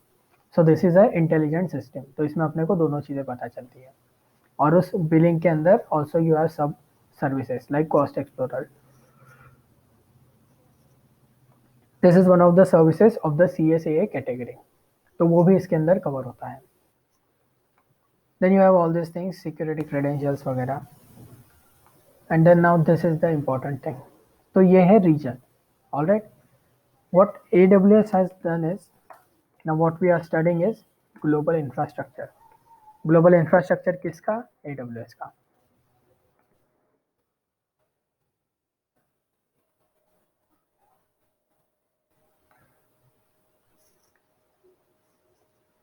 देखो ये चीज़ इसके अंदर इम्पॉर्टेंट है। ऑलराइट, और ये चीज़ को सर्च करना शुरू करो। जो भी चीज़ें हम सर्च करते हैं ना, learn to search those things. Why am I teaching you from presentation slides? No, मैं क्या कर रहा हूँ, डायरेक्ट सर्च कर रहा हूँ। अगर मैं डायरेक्ट सर्च कर रहा हूँ that means that thing is available on the globe, वो इंटरनेट के ऊपर अवेलेबल है। और अगर मैं सर्च कर सकता हूँ then you are suppose to search them and you are suppose to discover this things by yourself. क्योंकि शुरू शुरू में I am going to search this things, बाद बाद में मैं डायरेक्टली लिंक्स के ऊपर जाना शुरू करूंगा, तो तब जाके ऐसा नहीं होना चाहिए कि कहाँ से गए वो पता नहीं। ऑलराइट, तो इसको ग्लोबल ग्लोबल इंफ्रास्ट्रक्चर बोलते हैं। Now what do you mean by global infrastructure? तो हमारा जो वर्ल्ड मैप है, if you want to study geography, geography के अंदर the world is divided into 7 continents. उस 7 कॉन्टिनेंट्स के अंदर कंट्रीज का डिवीजन है, उन कंट्रीज के अंदर स्टेट्स का डिवीजन है, and that is how you study geography. तो वहां पे वो टर्मिनोलॉजी चलता है। हमारे क्लाउड के अंदर ये जो डिवीजन है, ये डिवीजन हुआ है रीजन्स के ऊपर। तो regions are not as big as continents but they are quite big. तो जैसे इस चीज को पकड़ो, दैट्स योर यूरोपियन कॉन्टिनेंट। तो ये यूरोपियन और थोड़ा मिडल ईस्ट को मिला के इतने सारे सर्वर्स है। रशिया और चाइना मिला के इतने हैं। तो रशिया के अंदर एक्चुअली प्रैक्टिकली स्पीकिंग USSR के अंदर एक ही सर्वर आता है। Alright, they do not have any other servers. यहाँ पर अगर देखोगे तो साउथ अमेरिका के अंदर तुम्हें एक ही सर्वर मिलेगा। ऑलराइट, इंडिया के पूरे रीजन के अंदर एक सर्वर है, तो एक्चुअली पूरे कंट्री के लिए अपना एक सर्वर है, लेकिन ये सर्वर अपनी कंट्री को छोड़ के आजू बाजू के कंट्रीज भी यूज करेंगे। Alright, so this is a global infrastructure. ऐसा नहीं है कि इंडिया में तो सिर्फ इंडिया यूज करेगा। अब देखो, अफ्रीका मिला के इतना बड़ा रीजन मिला के एक है और अपना इंडिया मिला के एक है। So look at the gravity of the situation here. इसी से पता चलता है कि अपना पोजीशन क्या है वर्ल्ड के ऊपर। तो ये ग्लोबल इंफ्रास्ट्रक्चर में क्या किया, पूरे वर्ल्ड को रीजन्स के अंदर डिवाइड कर दिया। तो ये रीजन है, और ये रीजन के साथ यहाँ पे तुम्हें एक आंकड़ा दिख रहा है, देखो 3 3 3 3 1 4 3 3। तो इन्हें गिनती नहीं आती क्या? इन्होंने 1 से लेकर 3 तक ही क्यों गए? आगे तो इनका आंकड़ा बढ़ा ही नहीं, ये 3 से आगे भी है। So what this 3 is specifying, ये तुमको पता नहीं है। So they are specifying something called as availability zones. Now let's go to server farm. That's your server farm. ये सर्वर फार्म के अंदर यू हैव सीन कि ये डेटा सेंटर है, इसका सर्वर फार्म है और ये एक है।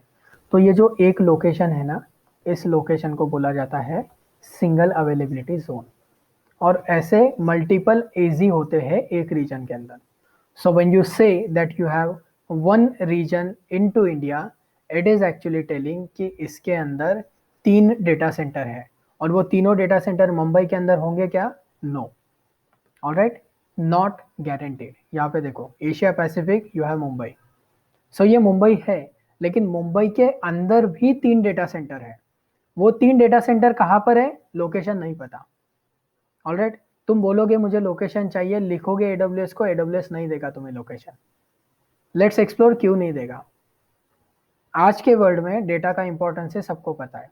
लेट सपोज हमारे जो शुरू के लेक्चर्स होते हैं, दोज आर पब्लिक लेक्चर्स। किसी टेररिस्ट ने आके हमारा लेक्चर देख लिया और उस टेररिस्ट को पता चल गया कि डेटा हैज पावर, क्योंकि इंस्टाग्राम को ग्रो हो रहा है, डेटा ग्रो हो रहा है। और डेटा सेंटर के अंदर सिर्फ लोगों का डेटा नहीं होता, गवर्नमेंट का डेटा भी होता है। तो अब टेररिस्ट को पता चल गया कि डेटा सेंटर के अंदर बहुत इंपॉर्टेंट डेटा है। तो वो क्या करेगा, वो पार्लियामेंट के ऊपर अटैक नहीं करेगा, वो डेटा सेंटर को कैप्चर कर लेगा, क्योंकि उसे डेटा सेंटर का लोकेशन पता है। अभी अगर वो डेटा सेंटर को कैप्चर कर लेता है, then the government is obliged to fall prey to his needs, क्योंकि उसके पास आज की सबसे इंपॉर्टेंट चीज है। Alright, data is more important than oil wells today.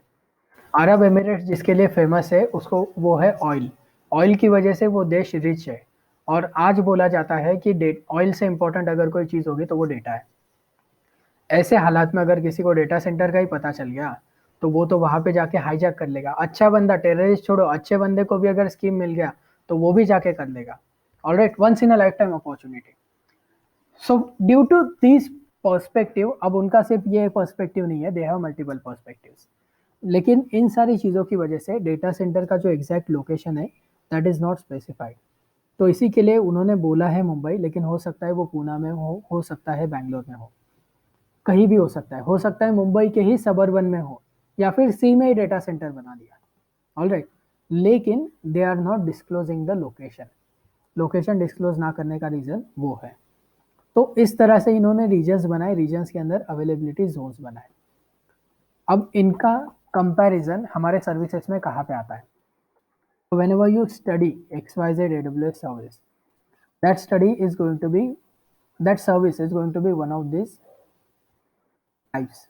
तो पहला टाइप आता है तुम्हारा जोनल, दूसरा आता है रीजनल, तीसरा आता है मल्टी रीजनल, और चौथा आता है ग्लोबल। मल्टी रीजनल और ग्लोबल के अंदर फर्क है। ऑलराइट, तो वैसा ही मल्टी जोनल भी होता है, लेकिन बेसिकली जो मल्टी जोन होता है उसे को हम रीजनल बोलते हैं, क्योंकि एक रीजन के अंदर तुम्हारे 3 अवेलेबिलिटी जोन है, बराबर। तो अगर वो एक से ज़्यादा जोन के अंदर है तो उसे बोलेंगे हम regional. Let's go from basic, zonal हमने छोड़ दिया।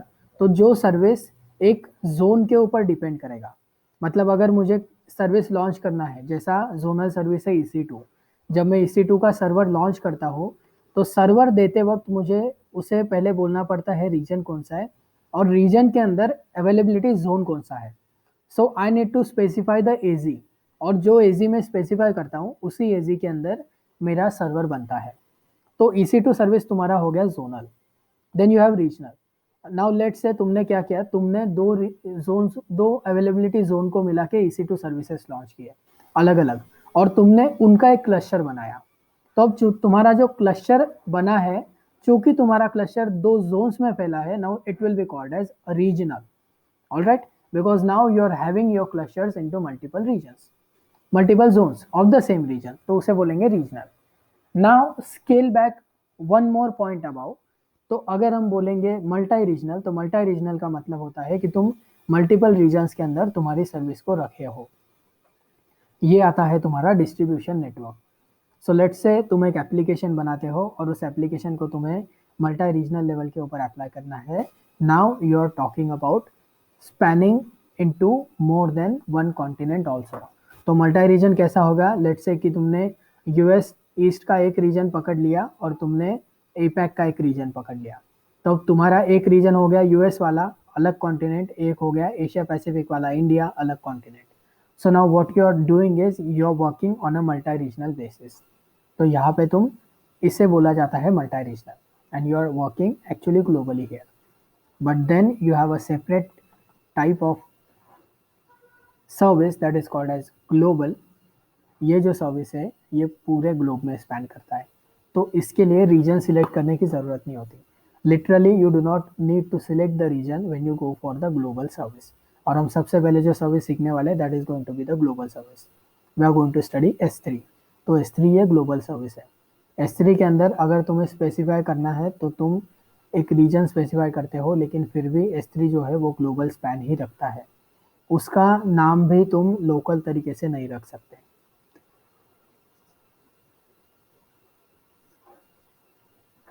So what happens into S3's perspective is actually a global scenario. You're working on a global scale, so what you're using there is a global namespace also. नाम के साथ ही तुम्हारी सारी चीज़ें global level पे शुरू हो जाती है. So these are your types of the services जो कि AWS में आते हैं. और ये जो इंफ्रास्ट्रक्चर है रीजन्स और एजी का, इसे बोला जाता है global infrastructure. Now the point is, ये इंफ्रास्ट्रक्चर AWS ने बनाया है. ये इंफ्रास्ट्रक्चर बनाने के बाद में इसे कनेक्ट भी तो किया होगा.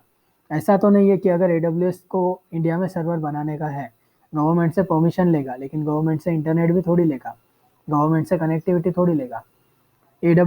हो सकता है कि इंडिया के अंदर उन्हें अच्छा इंटरनेट प्रोवाइडर मिल जाए, कल को क्या पता उन्हें अफ्रीका के अंदर अच्छा प्रोवाइडर ना मिले इंटरनेट का. ऑस्ट्रेलिया के अंदर जो प्रोवाइडर है वो उनके साथ कम्पीट ना करे, कंप्लाई ना करे उनके टर्म्स के साथ. सो व्हाट दे डिड इज, उन्होंने अपने सारे इंटरनेट को खुद के उन्होंने अपने सारे डेटा सेंटर्स को खुद के इंटरनेट से कनेक्ट किया. Alright, so they created a special line of connection between this data centres, और उस लाइन को बोला जाता है AWS इंटरकनेक्ट. तो ये एक्चुअली एक सर्विस भी है AWS का, AWS इंटरकनेक्ट. ये सर्विस क्या करता है, सारे डेटा सेंटर्स के अंदर data transmission, network transmission, internet transmission का सारा जो रेगुलेशन है वो ये सर्विस करता है. Alright, so this is AWS interconnect. तो ये जो डेटा सेंटर्स उन्होंने बनाए, they did not simply create the data centres, they have also connected these data centers. So what is happening here is a global scenario. इसी की वजह से उनका इंटरनेट यूज करना और उनका डेटा सेंटर यूज करना is beneficial for us. We are going to study the standard 2 tier architecture in the next week. तो नेक्स्ट वीक को जब देखेंगे तब पता चलेगा कि उसका एक्चुअल इंपॉर्टेंस क्या है. क्योंकि उन्होंने ऑब्वियसली एक, अच्छा सर्न के बारे में सबको पता होगा, नहीं पता होगा तो सर्च कर लो. सर्न इज एन ऑर्गेनाइजेशन, इंटरनेट बनाने में इनका सबसे बड़ा हाथ है. तो ये सर्न, गूगल, AWS, ये सब लोग मिलके इन्होंने इंटरनेट बनाया है. लेकिन इंटरनेट बनाने के साथ में ये अपना खुद का फिर क्यों बना रहे लाइन. अगर AWS चाहे तो सर्न के साथ स्पेशल टाइप करके अपने अपने डेटा सेंटर को एक सेपरेट डेडिकेटेड लाइन डलवा सकता है.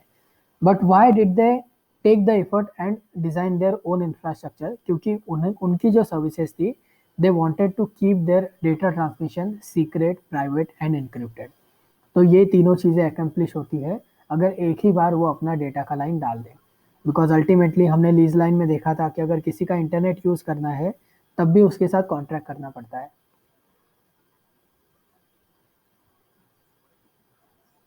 अगर किसी का इंटरनेट ये बार बार यूज़ करोगे तो उसके ऊपर डिपेंडेंट भी रहोगे.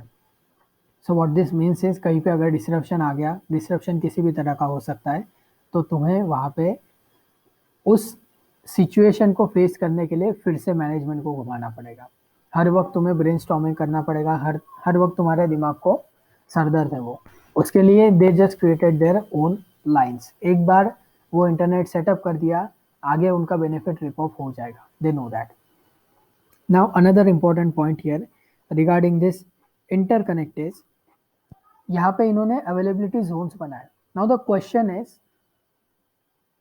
ये सर्वर फार्म देखा हमने, इसका कैपेसिटी भी वी आर वेल इन्फॉर्म कि सर्वर फार्म का कैपेसिटी कितना है. Now if this thing is having that huge capacity कि ये लोग सबको चीज़ें बांट रहे हैं, सबको रेंट पे दे रहे हैं, एंड ऑब्वियसली उनके सारे सर्वर्स रेंट पर नहीं है, obviously they are having space.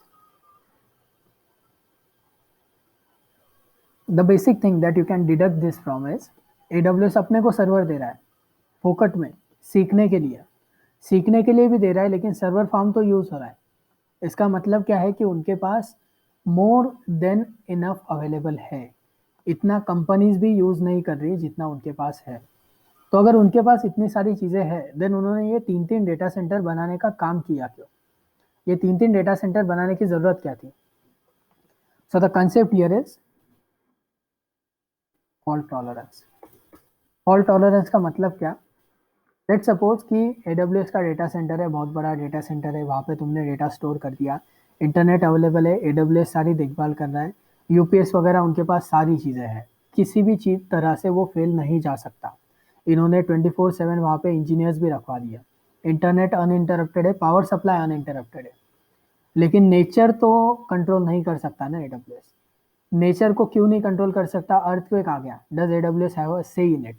Tsunami आ गया, डज एडब्ल्यूएस हैव अ से इन इट? नो। यूएस जो है, US is a tornado prone zone, यहाँ पे टोर्नाडो वगैरह आते ही रहते हैं, ऑलराइट, हरिकेन्स आते रहते हैं। उसके ऊपर कंट्रोल है क्या एडब्ल्यूएस का? Obviously not. So AWS knows कि एडब्ल्यूएस गॉड नहीं है, और अगर वो गॉड नहीं है तो उनका पूरा का पूरा डेटा सेंटर डिस्ट्रॉय हो सकता है, and they know this thing. तो इसी वजह से जो नेचुरल कैलेमिटी है वो अगर बिफेल करता है तुम्हारे डेटा सेंटर को, तो उस केस में कस्टमर का जो डेटा है वो रिप्लेस नहीं होना चाहिए, वो गॉन नहीं होना चाहिए। एक्चुअली रिप्लेस हुआ तो भी चलता है, लेकिन डिस्ट्रॉय हुआ तो नहीं चलता। तो वो डिस्ट्रक्शन अवॉइड करने के लिए इन्होंने ये डेटा सेंटर बनाए।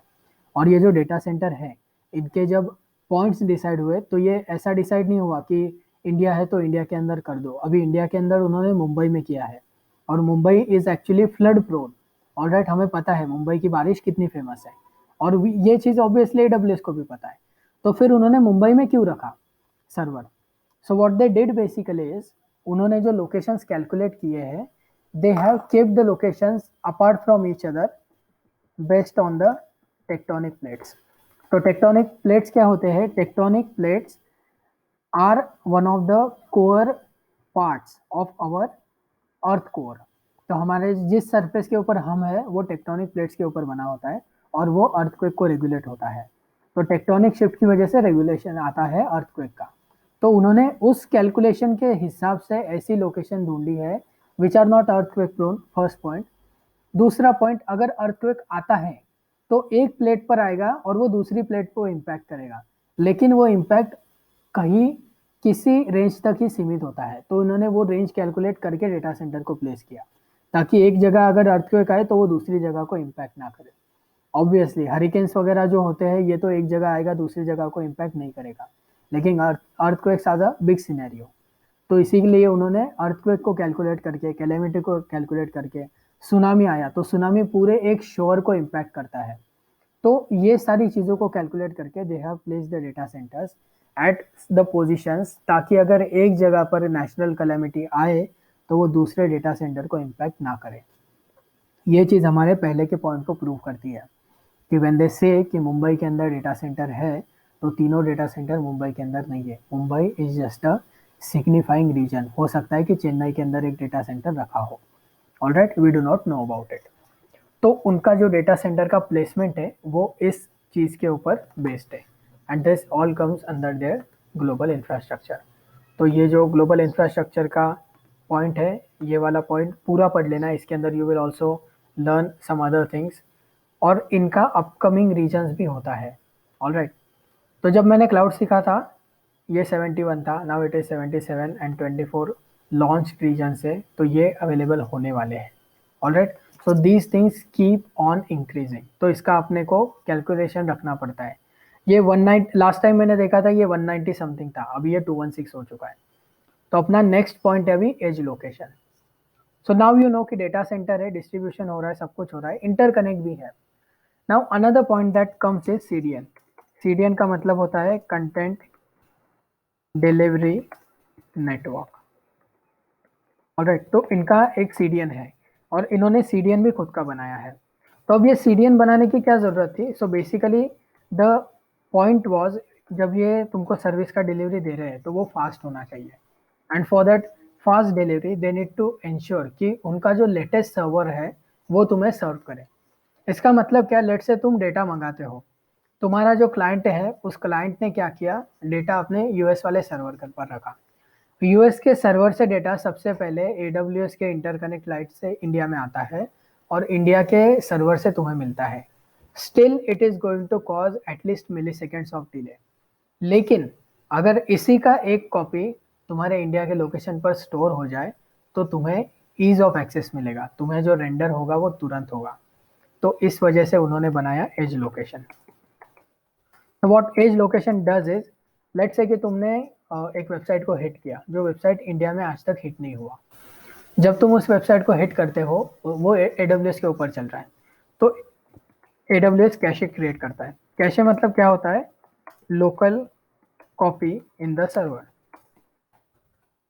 तो सर्वर्स होते हैं, उस सर्वर के ऊपर वो क्या करेगा, इंडिया के सर्वर में एक कॉपी बना लेगा, उस कॉपी को हम बोलेंगे कैश। तो ये कैश जब यहाँ पर आ जाएगा तो वो वेबसाइट का एक कैश यहाँ पर स्टोर हो गया। अब क्या होगा, लेट सपोज दूसरा बंदा उस चीज को एक्सेस करने जाता है, तो पहले बंदे को अगर 30 सेकंड लगाए, the next guy will be accessing that same website and that same service with in 2 seconds 3 seconds. इतना डिफरेंस क्यों हुआ? क्योंकि अब वो उसके नियरेस्ट सर्वर पर अवेलेबल है। तो वो नियरेस्ट सर्वर का जो कंसेप्ट है, वो कंसेप्ट रिलेटेड है लेटेंसी के साथ में। लेटेंसी का मतलब होता है, तुम्हारी अंडरस्टैंडिंग के लिए, time required to complete one ping cycle. ठीक है, पिंग साइकिल बताता हूँ तुम्हें। तो यू गो हियर। अच्छा, इमेज ही देख लेते हैं ना लेटेंसी का।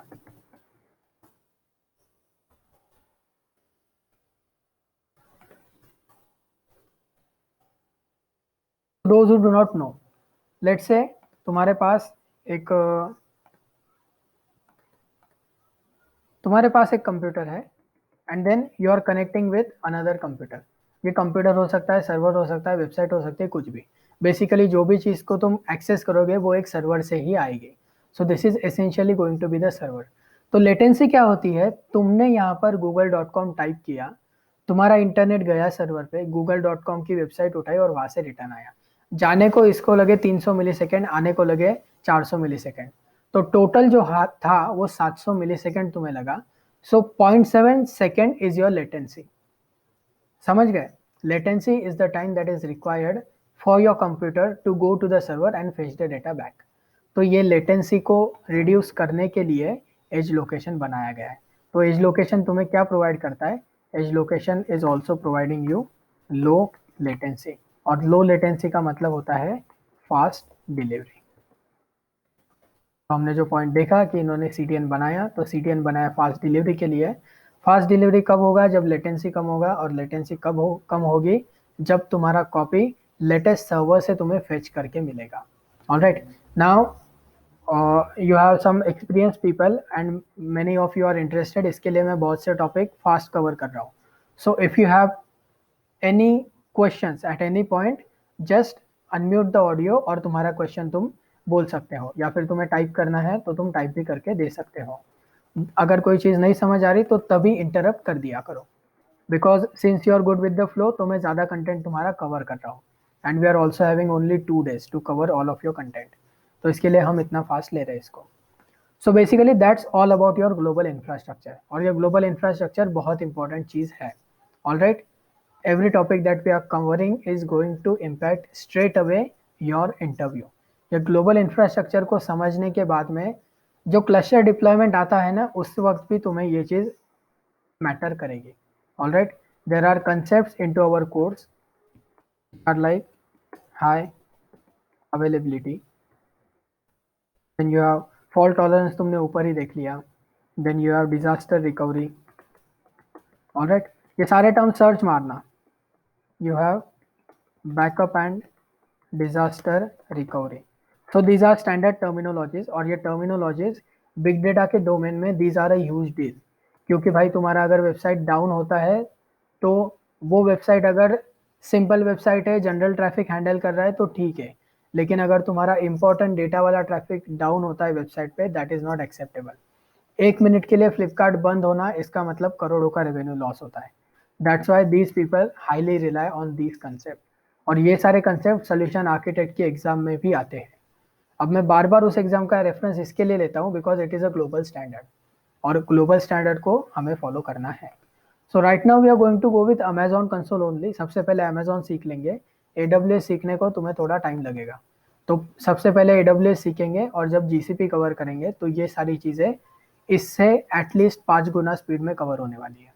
ऑल राइट, प्रोवाइडेड तुम रोज प्रैक्टिस करते हो और हमारा रोज टर्मिनोलॉजी कवर करते हो, तो तुम्हें कोई प्रॉब्लम नहीं आएगा। ऑल राइट, तो कोर्स चालू हो चुका है, लेकिन प्रैक्टिस तुम्हें अभी भी चालू करनी बाकी है। ऑल राइट, तो सब लोग प्रैक्टिस चालू करो। And then we have that WhatsApp group. तो व्हाट्सएप ग्रुप का पर्पज़ है, और वो पर्पज़ है तुम्हारा कम्युनिटी डेवलप करना। देखो बेसिक ऐसा है कि तुम्हारे पास प्रोफेशनल लोग भी है और कुछ फ्रेशर भी है बैच में। तो जो फ्रेशर है, help them to secure a job, और जो प्रोफेशनल है, you can also enhance your career. क्योंकि देखो एक आदमी एक कंपनी में ही काम करता है, ऑल राइट। हो सकता है तुम एमएनसी में हो सकता है तुम अच्छी पोजीशन पर लग जाओ, लेकिन ऐसा नहीं है कि जिंदगी भर एक जगह पर काम करोगे। ऑल राइट, अपना कोर्स होने के बाद में भी जिंदगी भर उसी जगह पर काम मत करना। अपना जो एस्टिमेशन है कोर्स का, वो है 1 ईयर फॉर सक्सेस। ऑलराइट, 3 महीने का कोर्स है तुम्हारा। 3 महीने कोर्स करो, प्रैक्टिस करो, उसके 3 महीने के अंदर जॉब को लगेंगे। जहाँ भी जॉब को लगेंगे वहाँ पे 6 मंथ्स को स्टेबलाइज होना है। 6 महीने के बाद में एक ट्रांजिशन मारना है। जब वो ट्रांजिशन मारोगे तब 70, 80, 90, 1 कैपेसिटी के अनुसार पेमेंट हो जाएगा, और तब तुम्हारा एक्चुअल कंप्लीशन होगा कोर्स का, जब तक वो लेवल पर जाओगे। All right. और सबके अगर गोल ऐसे है कि भाई गूगल में जाना है, AWS में जाना है, तो I encourage all of you and I give you all the best wishes. उस जगह पे अगर लेकिन जाना है तो अपनी कम्युनिटी का साथ लेना पड़ेगा। क्योंकि कैसा है देखो, ultimately when you tell your friends कि भाई मैंने कोर्स लगाया और मैं गूगल में जॉब करूंगा, तो वो सिर्फ तुम्हारा मजाक ही उड़ाएगा। Because people do not help you. अपना जो इंडियन मेंटेलिटी है वो क्रैप का है, लेकिन अपने को वो क्रैप का मेंटेलिटी रखने का नहीं है। ऑलराइट। वो प्लेज जो अपन करते थे रेगुलरली स्कूल के अंदर कि all Indian are my brothers and sister, वो प्लेज एटलीस्ट इस ग्रुप के ऊपर अप्लाई करो। तो इस ग्रुप के अंदर जो भी है, you might not know that person, but that's your brother और सिस्टर, तो उसको हेल्प करना है। एंड सिमिलर मैनर ही और she is going to help you. So just help out each other. वहाँ पे तुम्हें जो भी क्वेश्चन आता है क्वेश्चन डालो। अगर किसी को नहीं आता तो मैं वहाँ पे आंसर करने ही वाला हूँ। अगर मैं आंसर नहीं करता हूँ या फिर मुझे डिले होता है, दूसरे किसी को आता है, just go in their and answer the question. हो सकता है कि तुम्हारा क्वेश्चन रॉन्ग हो, but getting a wrong answer, being wrong is better than doing nothing. तो कुछ मत मत करो, कुछ ना कुछ वहाँ पे 2 कैटेगरी अल्टीमेटली होने वाली है, ठीक है। नेक्स्ट वीक से वहाँ पे 2 कैटेगरी हो जाएगा, एक्चुअली इसी वीक में हो जाएगा वो। So there will be people who will be asking questions and there will be people who will be sharing accomplishment। तो ये अकम्पलिशमेंट वाले कौन होंगे? जो अपना प्रैक्टिकल कंप्लीट कर लेंगे और वहाँ पे स्क्रीनशॉट शेयर करेंगे that I have completed this objective. और दूसरे होंगे जिनको प्रॉब्लम आएंगे तो वो वहाँ पे प्रॉब्लम पूछेंगे, क्वेश्चंस वाले। So you should be into either of these 2 categories. अगर ये दो में नहीं हो और वहाँ पे अगर गूंगे बहरे की तरह शांत बैठोगे तो कुछ होने वाला नहीं है। You will still be into the crab mentality. क्योंकि अगर तुम किसी को हेल्प नहीं कर रहे then you are dragging them down. All right. तो वो ड्रैग डाउन वाला कंसेप्ट जितने जल्दी रिवोक करोगे उतने जल्दी अच्छा है तुम्हारे लिए। पुरानी बैच वालों को 1 महीना लग गया रिवोक करने को। तुम जितने जल्दी रिवोक करोगे उतने जल्दी तुम्हें उसका बेटर रिजल्ट मिलेगा। All right. So we are covering only this much content for today. Amazon का कंसोल का जो अकाउंट है वो सबको क्रिएट करना है। Just go and create those accounts. अगर कोई प्रॉब्लम्स आते हैं you can share the screenshot immediately on the group, तुम्हें वहाँ पे असिस्टेंस मिल जाएगा। एंड अल्टीमेटली अगर कल तक अकाउंट क्रिएट हो जाता है तो कल हमारा जो प्रैक्टिकल का कंसेप्ट कवर होगा वो कंसेप्ट को तुम एग्जीक्यूशन भी कर पाओगे। Alright. So that's all for today. अगर तुम्हें कोई क्वेश्चंस होंगे